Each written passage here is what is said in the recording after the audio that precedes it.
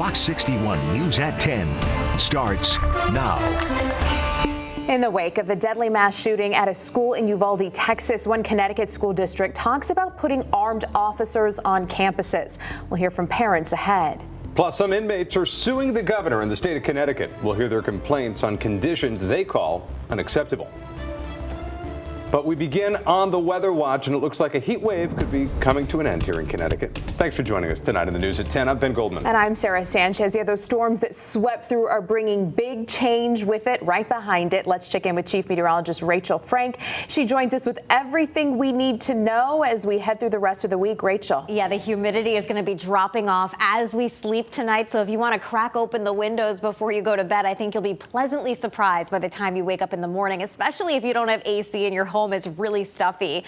Now, the severe weather threat never really ended up panning out today, but we did get some locally heavy downpours and rumbles of thunder. There are a couple leftover showers that are out there right now, but for the most part, showers are dwindling as we speak. And I know it's a bummer for some that may have not had enough rain for the lawn and garden. We've got one right now over Watertown and another couple that can just kind of pop up randomly just over the last 10 minutes. This one has kind of developed and bubbled up over Wyndham. So a couple leftover scattered showers and an isolated thunderstorm possible as we head through the evening tonight. Earlier today, we had a nice little round of downpours and thunderstorms that came through, starting in Litchfield County, continuing through Hartford and Tolland County, but it fizzled in northern Middlesex and also New London counties. But still, some much needed rainfall for at least half of us today. Taking a look at the future radar, again, you'll see those hit or miss leftover showers or an isolated rumble of thunder. And then by the time you wake up, cooler and less humid air is in place. So heading through the next 12 hours, you'll be able to feel the humidity dropping, or likely you'll be sleeping. As you head out the door tomorrow morning, we're going to start off with temperatures in the 60s, maybe even upper 50s for some of our cooler spots in northern Connecticut. And tomorrow we're talking about partly cloudy to mostly sunny skies, highs in the low to mid 80s, and a really comfortable air mass in place. But the warmth doesn't take too long to build back in again, though it won't get as hot as last week. Your full forecast and lots of beautiful storm photos you guys have been sending in coming up in just a bit. All right. Thank you, Rachel. Yeah, there's no question. Last week, we really felt those warm temperatures during that heat wave, and businesses are really feeling the pressure. Specifically those that rely on fair weather and water. Fox 61's Alicia Machado live in Simsbury tonight with how some are doing and how they're recovering. Alicia. Good evening, guys. Here at Warner Nursery and Garden Center, it's all about keeping the plants hydrated and making sure that soil doesn't dry out as we see temperatures as hot as we have seen recently. And this right here is not the only industry seeing the impacts. A cold drink of water is exactly what you need to recover from a Connecticut heat wave, at least when you're a butterfly bush or even a garden worker out in the hot temps and humidity. Double up on watering and watering ourselves, keeping ourselves hydrated, keeping the plants hydrated. The heat wave bringing 6 days of 90-degree temperatures, and that means more planting and watering for garden centers like Warner Nursery on Riverside Road in Simsbury. It's difficult. We have a lot of smaller annual plants, and they all dry out several times a day.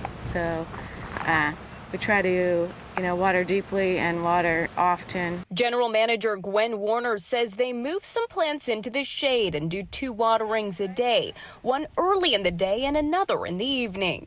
After we close, plants are still getting sunlight and heat from that late day sun. The sun and hot temperatures not deterring golfers over in Bloomfield. Director of golf at Gillette Ridge Golf Club, Bart McCarthy, says they still had players out in the heat wave, but the heat has meant more upkeep to the green. Yes, there's some browning areas that is going to be apparent on all golf courses in the area. Water does not stay on the high sides of the hills and the little mounds, so water will run off. And that's a problem for most courses right now. They're going to brown. McCarthy says the groundskeepers know which areas need a little extra attention. Occasionally, what we have to do is we need to spot water. Any spots that are really browning, we'll hit them up a few times a day. Now, the nursery says it's important to check the moisture in the soil surrounding your plants. The GM says that putting down mulch around shrubs and tree can help maintain that moisture. We're live in Simsbury tonight. Alicia Machado, Fox 61 News. All right. Thank you, Alicia. And remember, whenever severe weather happens in our state, you can always turn to the free Fox 61 News app to track the latest conditions where you live. That includes live radar, hour-by-hour forecast, and breaking weather alerts sent right to your mobile device.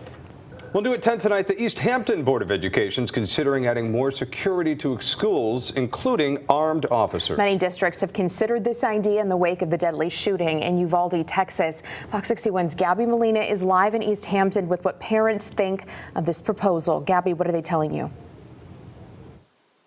Well, Ben, Sarah, as you can imagine, parents have mixed opinions about this topic. But here's what the town is considering. They're considering both unarmed and armed officers for the elementary schools and the middle school in town.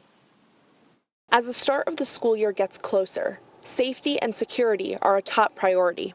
You reach a point where you're like, hey, everything's okay. This is a nice little town. We don't have to worry. I think Uvalde has caused us to once again look at it. The deadly school shooting at an elementary school in Texas, prompting East Hampton schools to consider hiring either school resource officers, who would be current police officers, or armed security officers, who would be retired police.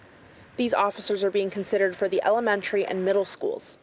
Monday evening, parents spoke out both for and against the idea. We are all pro our children. We want our children to be safe and free from any harm during their school day. We want some kind of armed security to be in place to deter these violent acts towards our children. We're going to have armed security, not because it will make anyone safer, only because people in this room will feel that it makes people safer. Many who do want to see armed officers in their children's schools said they believe it will give them some peace of mind to know that there will already be someone in the building to respond in an emergency. I think we need to first and foremost start with securing our schools with security officers that have weapons, that are confident and ready to use them if needed, and are there to support everyone on both a physical and emotional level. While those who are against the proposal argue tragedies have still occurred even when there have been officers in the school. Based on the actions of the armed security officer in Uvalde or Parkland, I think it's hard to say that an armed security officer did any good at all in those school systems. It was in fact quite a waste of resources. Right now, the town's high school already has an armed security officer. But all schools have several security measures in place, including laminated glass on all ground floor windows, an anonymous reporting system, and students' computers are monitored. We're re-looking at all our plans. We're retraining all our teachers this fall when they come back.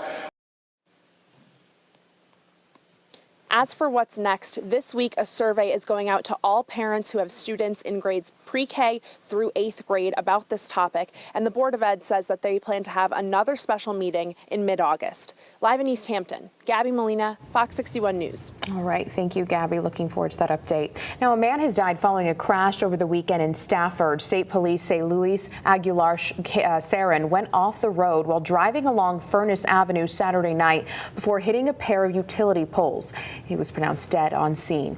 Police are still investigating what led up to that crash. 2 people are dead tonight following a wrong-way crash down in Bridgeport. It happened late last night along Route 8 southbound. State police say one of the drivers going the wrong way on Route 8 collided head-on with another car, killing the driver. A passenger in the vehicle going the wrong way was also killed. The collision also caused 2 other cars to crash, including one vehicle with 2 children inside. They suffered non-life-threatening injuries. The case against George Dodson continues. The man accused of killing his wife inside their New London home before setting the place on fire was arraigned last week in New London court. Dodson told police he killed his wife before setting the home on fire with their 1-year-old child inside. That baby was rescued and brought to the hospital. This murder case is the latest in a string of deadly domestic violence cases recently. The violence in terms of the homicides that we've seen has increased. So that's something that is consistent in this case. Dodson's being held on murder charges until his next court appearance next month. Well, new tonight, a man charged in a deadly crash back in 2020 will be heading to prison. 2 people riding in the vehicle died when it crashed in Shelton. A 3rd passenger was left paralyzed. Today, an emotional sentencing hearing as that man learned his fate and families of the victims received some justice. Stupid, and then I made it worse by worrying about it. I'm a coward, like the prosecutor said I am, and I'm a liar. And I deserve to be in jail because I was wrong. So wrong. And I'm sorry. I'm so sorry.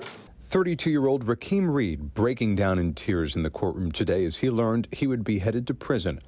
Back in February of 2020, Reed was driving when his car crashed on River Road in Shelton, killing 2 of his passengers and leaving a 3rd paralyzed. The surviving passenger, Megan Neely, appeared in court sharing her story and the horrific aftermath she's endured since that fateful day. The nights were horrible. I would have dreams of Josh and Aaliyah. I would wake up crying and not being able to go back to sleep, just lying there in my thoughts, just crying. Police say Reed was drunk at the time of the crash and had cocaine in his system. He pleaded guilty to 2 counts of 2nd-degree manslaughter with a motor vehicle and a 1 count of 2nd-degree assault with a motor vehicle. Lily Peruli, 20 years old, of Monroe, and Adrian Miles, who was 31, of Ansonia, died in the crash. Kiata Miles is the brother of Adrian Miles. The breaks are already shattered hearts, even out of the frames that we've been trying to steadily rebuild. Joshua was a man that never ran from his mistakes, nor would he never leave anyone that he called and treated like a brother alone in his final moments. Reed went to North Carolina following the accident. He was arrested there and brought back to Connecticut to face justice. He's been incarcerated since. Originally, Reed told police that he wasn't driving that night and the passenger who ended up paralyzed was behind the wheel, but eventually admitted that, in fact, he was the driver. I've stopped calling this an accident because that's not what it was. He knew what he was doing. He just didn't care enough to stop. Well, the judge sentenced Reed to 20 years in prison, suspended after 12 years with 5 years probation. And new tonight at 10, dozens of people are out of their home after a water leak at an East Hartford apartment complex. The mayor of East Hartford tells Fox 61 a water leak inside the utility room of the Stonebridge Apartments on Silver Lane forced people to evacuate that building. That's because the building had no power, no hot water. In total, residents living in 46 units are living in a hotel while those repairs are being made. No word on when they'll be able to go back home.